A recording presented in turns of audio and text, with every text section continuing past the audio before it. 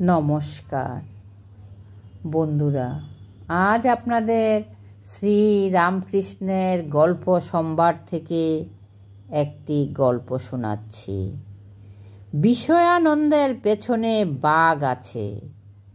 ঈশ্বর স্বর্গরাজ্যের কল্পতরুর মতো, তার কাছে যা চাওয়া যায় তাই পাওয়া যায়।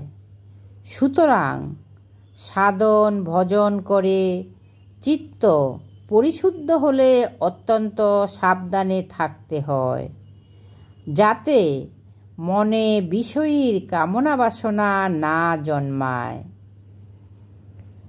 একটা গল্প বলি শোনো। পথ চলতে চলতে এক পথিক মস্ত বড় এক মাঠে গিয়ে পড়েছিল।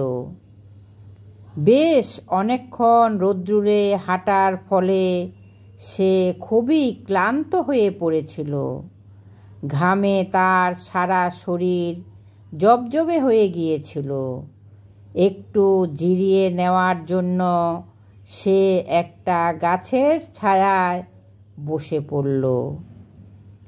এই সময় তার মনে খেয়াল হলো, এখন যদি বেশ নরম একটা বিছানা পাওয়া যেত তাহলে আরাম করে ঘুমাতাম। সে কল্পতরুর নিচে বসে আছে একথা সে জানতো না। তাই সে যেই বিছানার কথা ভেবেছে, অমনি বিছানা এসে হাজির। সে তো অবাক।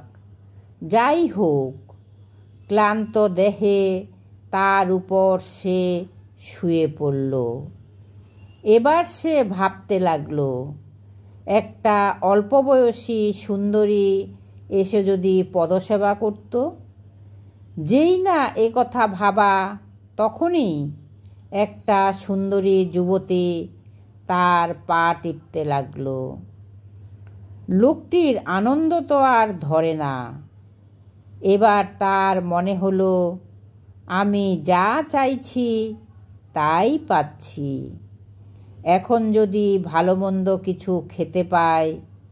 পথে হেঁটে খিদে তো খুবই পেয়েছে। সঙ্গে সঙ্গে তার সামনে ভালো মন্দ সব খাবার থরে থরে সাজানো রয়েছে। সে খাওয়া শুরু করে দিল। পেট ভরে খেয়ে দিয়ে আবার শুয়ে পড়ল।